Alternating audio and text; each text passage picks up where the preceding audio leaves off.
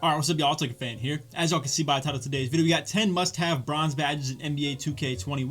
We're gonna get straight into this. I hope y'all enjoy. If you do, feel free to drop a like, sub if you're new, turn on them noties, all the good stuff. Let's try this 1 to 1K likes in the first 24 hours. And if you can somehow guess the title of this awful build, I will pin you in the comments. You can see we got 2 finishing, 1 shooting, 1 playmaking, and 6 defense. These are going to be the 10 must-have bronze badges in NBA 2K21. So what we're going to do, we're going to scroll from left to right, go from finishing to shooting to playmaking to defense, and we're going to start with Relentless Finisher. I feel like this is one of the best bronze badges in the game, especially for all the playsharps out there. If you're somebody who can only use 1 finishing badge on your build, this is the one to have it on. It's going to allow you to dunk while still fatigued all the way down to blinking red. Whether you're a pure sharp that has 68 driving dunk or even 65, something like that. And then on top of that, it decreases the amount of stamina that you lose from continually dunking the ball over and over again, and you're going to have less fatigue rate throughout the course of the game. Now, you don't see much of that effect when it comes with the bronze Relentless Finisher, but like I said, having it bronze allows you to dunk the ball when blinking red. It's a super important thing as far as a play sharp out there. I would recommend with the slasher to run this on a higher level, but even at that, like I said, bronze is going to allow you to finish while still completely fatigued. And this is the greatest badge that you can run as far as the finishing category goes for shooting builds. So another great bronze badge that we have in the finishing category is going to be Consistent Finisher. Now this also applies to the shooting builds. I know I'm not showing much love to the slashers out there with the finishing category, but this is also going to apply to the shooting builds. For those who are going to turn off their jump shot meter, obviously it's going to be harder to time the layups, and with that comes Consistent Finisher, where you don't have to time your layups very well for them to go in consistently. So for those who only have 1 finishing badge on their build, I would definitely recommend Relentless Finisher as long as you have some driving dunk upgraded and you actually have dunk packages. If you don't, then I would say Consistent. And if you have more than 2, or if you have like 5, 10, even if you're a slasher who has like 20, definitely recommend to run these at least bronze, and that's why they're on the list. So that's our finishing badge category. So for our 1 shooting badge, we have Flexible Release. Now, my image on what this badge provides might just be tainted by the fact that I watch a lot of these people with play sharps out here banging whites, and that's something that already happens with the play sharps. But for the people that I've seen that I run with, my boy AK, shots top 5 as a lot of you guys know, he runs bronze Flexible Release, and I gotta say, that thing goes absolutely crazy. Like, this dude makes more whites than anybody I've ever seen in this game, and obviously he's, very skilled as well. So he's always timing it at the best timing that he can. And of all the badges that I have on this list, this is the one that's most likely to be a myth, because you can see in the description, it says easier to knock down attempts even when releasing early or late. Now, when it says even when releasing early or late, it could mean that's as far as it goes. I honestly do think they're leaving the window open in that description to be talking about slightly early or slightly late. But from all the guys that I've played with, or the people that I play against, and just the community that I play around in the stage environment, a lot of people feel like this helps them with their slightly early and slightly lates, and even on bronze it goes crazy as far as what I've seen. Now, if you disagree or you have some suggestions for bronze badges in the shooting and playmaking category, even the finishing, feel free to let me know in the comments, because I was trying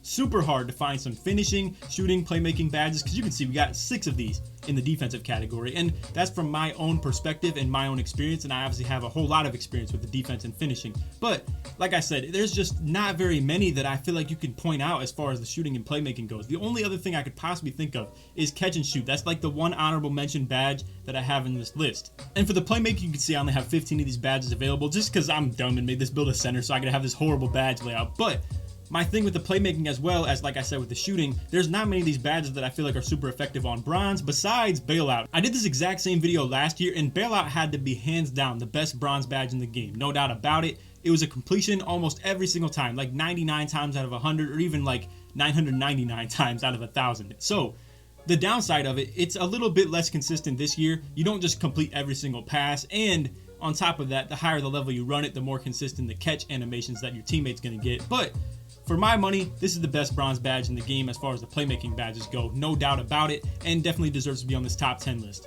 So now we have the defensive category. We got Box, Chase Down Artist, Interceptor, Intimidator, Rim Protector, and Chase Down Artist. So this is a lot to talk about here. We're going to go ahead and start with just the rebounding badges. So from my own experience, last year and this year, Bronze Box and Bronze Rebound Chaser were just my glue badges. I had like 20 defensive badges, had a lot of things that I felt like I needed to run. Obviously, as an inside big man, you got to run things like Brick Wall, Rim Protector, even Pogo Stick was super effective last year. Things like Clamps if you want to switch onto the ball handler. So that leaves you very small amount of badges that you can run outside of that, and I was stuck with Bronze Box and Bronze Rebound Chaser all year. Now this year, I have a pure lock with like 30 defensive badges, right? But even at that, I feel like the Bronze Rebound Chaser and the Bronze Box are definitely all you need, but on top of that, obviously every badge at a higher level is going to be more effective.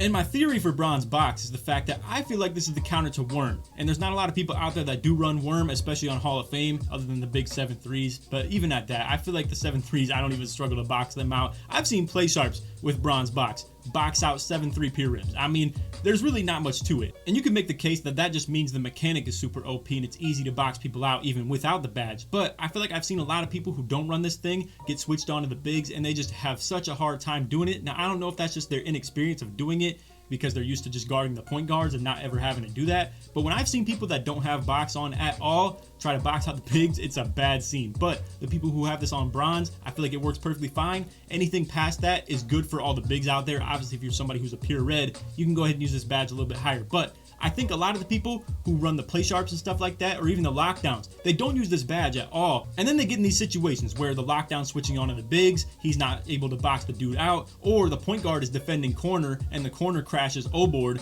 and you can't box him out from the corner either. And now your big man's just super irritated because he just got double teamed on a rebound and couldn't get the board. And my one thing for rebound chaser is I feel like the taller you are, the more you're going to need this badge at a higher level. If you're somebody who's below 6'8", like you made a 6'8 pure red or even a 6'7 like I did myself, I don't even think you need this badge too much. I believe this badge is more just for hiding your bad physical attributes. So if you have low speed and low vertical, stuff like that, I feel like this badge helps you a little bit in that sense. But if you have good speed and good vert, I don't think you need this too high.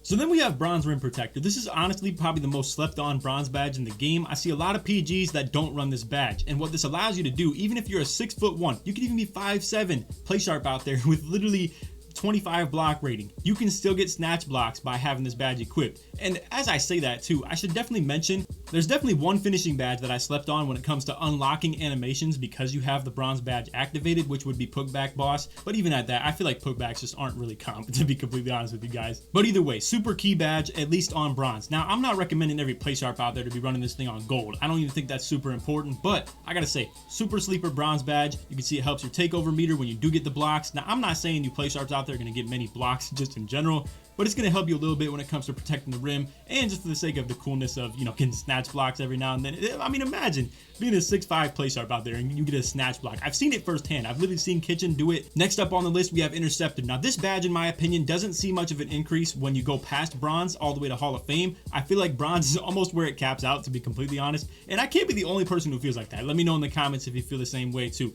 But anyway, the increase from none to bronze is massive in my opinion. But like I was saying, from bronze and up is not too big, and that's why I have this badge on the list. There's not much more to say other than that. We all know what the badge does, but I just feel like the bronze level is what's super important about this one. So on that topic, we have Chase Down Artist, which is pretty similar to Interceptor as far as the level of running this badge. I feel like at bronze, you see a pretty big increase from having none, but all the way up to Hall of Fame, you don't see that big of an increase. Now, I'm somebody who runs this on Hall of Fame because it's very important to my game. I'm doing hedge defense. I'm either getting put in ISO by a point guard and I'm trying to get the chase down blocks, or like I said, I'm trying to play hedge defense. I step up really high and I'm trying to recover to the backside. But if you're a point guard out there, or even a lockdown who doesn't believe in this badge, you gotta try this thing out. It's super helpful for helping you get contest if people get by you. We all know how hard it is to guard the PLAYSHARPs this year. Even if you try to take away the three-pointer from them, you can barely do that. So stopping them from getting the basket is one of the last things you have to worry about if you're playing 3v3. And then for 2v2, also very helpful as well. And then helps your speed and transition as well. So just a very solid badge overall. So the final badge that we have on this list of 10 is going to be Intimidator. Now, I've ran this on bronze almost all year. I tried this on Hall of Fame at the very beginning. Who wouldn't, coming from 2K20 where this badge was super overpowered? We all know the deal, right? You would get like 70% contest by just standing underneath the dude. You wouldn't even put your hands up or anything like that. Just be right next to him. You get 70% contest. Now, it's sort of similar this year. You can still do somewhat of the same thing as long as you're really close, and you don't even need the badge to do so. But shot contesting just overall is horrible. And it's horrible in two different senses, because the interior contests are super overpowered and the perimeter contests are super underpowered. Now, that's my discussion of why you should run this on bronze instead of Hall of Fame. Now, what do I have to advocate for running this on bronze instead of nothing? Honestly, not very much. I can't even say that this badge is really needed on bronze. You could maybe even run this without anything. But personally, I haven't even tried taking the badge off entirely because I just don't trust doing that. And I'd like to see when the badge actually pops up still. Even if it's not making much effect, I'd still like to see when Intimidator is flashing. And if you were to have Intimidator unequipped, obviously you wouldn't see when the badge is flashing if it were on bronze or Hall of Fame or anything like that. But either way, I feel like very solid badge to be running on bronze. You don't need it any higher than bronze. I've seen it firsthand. You don't get any increase as far as the contests go, perimeter or interior. I've literally played all year as the 6'7" pure lock, right? And this is my experience. So you'd think with that, I would be lacking the interior defense, but have great perimeter D. But all I've seen throughout the whole course of the year, whether I use it on bronze or Hall of Fame, is I struggle to get perimeter contest with 99 perimeter defense, and then I get easy interior contest with 75 interior D. But anyway, that's all for the video. I hope you all enjoyed. If you did, feel free to drop a like, sub if you're new, turn on the noties, all that good stuff. Like I said in the intro, let's try this 1 to 1K likes in the first 24 hours. And if you made it to the end of the video, put bronze in the comments to show support to make it all the way through. And if you have any feedback and you have any suggestions for what badges you think should be on the list instead of the ones that I put on here, feel free to leave them in the comments as well. Other than that, I hope you all enjoyed, and take it easy, man. Peace.